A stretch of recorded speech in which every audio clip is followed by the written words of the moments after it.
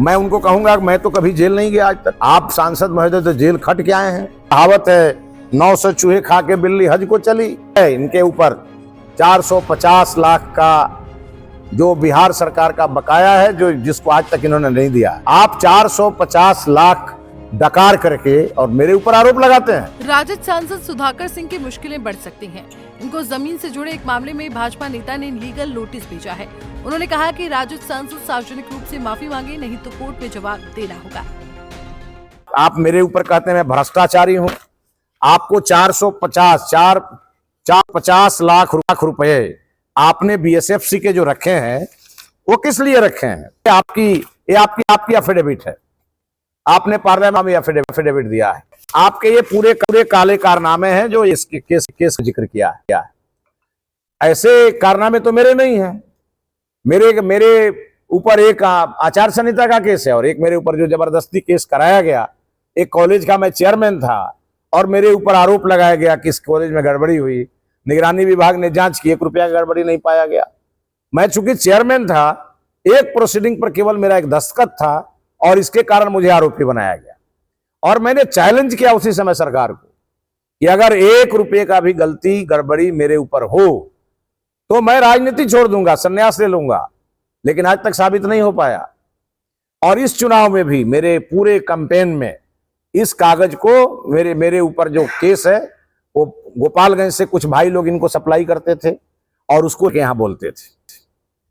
मेरे नाम का भी अपभ्रंश नाम लेकर के ये इनके लोग बोलते हैं और ये बोलते हैं। लेकिन मैंने तो आज तक ये लक्ष्मण रेखा नहीं पार किया। राजनीति में सबको सम्मान देना चाहिए। उसमें भी मैं उनको कहूंगा कि मैं तो कभी जेल नहीं गया आज तक। आप सांसद महोदय तो जेल खट के आए हैं। आप खुद जेल में रहे हैं। तो एक कहावत है 900 चूहे खा के बिल्ली हज को चली है। ये है इनके ऊपर 450 लाख का जो बिहार सरकार का बकाया है, जो जिसको आज तक इन्होंने नहीं दिया है। ये इन्होंने खुद स्वीकार किया है अपने एफिडेविट में। और इसको लेकर के इनके ऊपर मुकदमे चल रहे हैं, जांच चल रही है। और चावल घोटाला के जिसमें गए हुए हैं ये 5-10 नियोजित हैं। मैं तो कंपनी नहीं चलाता, मैं तो बिजनेसमैन हूं नहीं, शुद्ध रूप से पॉलिटिशियन हूं। दरअसल सुधाकर सिंह ने मिथिलेश तिवारी पर जोरदार हमला बोलते हुए कहा कि एक स्कूल के अध्यक्ष पद पर रहते हुए उन्होंने 50 लाख का गबन किया था। अब बक्सर में 12 करोड़ की जमीन खरीदी। कोई भी अधिकारी अगर वसूली ही करना होता तो मैं बिहार के कृषि मंत्री के पद से इस्तीफा क्यों देता? इस वसूली के खिलाफ हमारा संघर्ष है। और मिथिलेश तिवारी जैसा भ्रष्ट आदमी जो एक कॉलेज की कमेटी का अध्यक्ष होता था तो 55 लाख गबन कर लिया। वही मिथिलेश तिवारी बक्सर शहर में 12 करोड़ का जमीन खरीदा। न्यूज हाट के लोगों ने उसको खबर चलाया तो कहा कि मैं पटना की जमीन खरीद करके यहाँ खरीद रहा हूँ। कोई पूछे कि पटना की तो आप रहने वाले नहीं, पटना में जमीन आपके पास कहाँ से आया? आप तो गोपालगंज के रहने वाले हैं। कोई किसानी का खेत बेचकर 12 करोड़ का बगर बक्सर में कोई जमीन खरीदे तो समझ में आता? आप तो एक बेहद ही निहायत गरीब किसान के घर के, आप तो करोड़ रुपया भी नहीं देखे, आप 12 करोड़ का जमीन कैसे खरीद लिए? और जमीन इसलिए खरीद के घर बना रहे हैं कि यहाँ के लोगों को धमका करके सरकार के संरक्षण में वसूली करेंगे। शायद उसकी अपनी वो बात कर रहे होंगे। इस धरती पर अगर कोई एक गवाह भी आएगा तो मैं इस्तीफा दे दूंगा। पैसा वसूली का इस्तीफा मैं दे दूंगा। मीडिया के सामने कह रहा हूँ, कोई एक भी व्यक्ति आके कह देगा कि नहीं हमने सुधाकर सिंह को किसी काम के लिए पैसा दिया। मैं 3 पीढ़ियों से राजनीति में हूँ और सर्टिफिकेट बिहार की जनता देती है और मुझे दी। आपको जो सर्टिफिकेट मिला है बेईमान का, उसको आज भी इस बिहार के नागरिक बेईमान ही मानते हैं। आपको हराते हैं चुनाव। वहीं भाजपा नेता मिथिलेश तिवारी ने सुधाकर सिंह का चुनावी हलफनामा सार्वजनिक कर बताया कि जिसने 450 लाख की चावल का गबन किया वो दूसरे को चोर कह रहे हैं।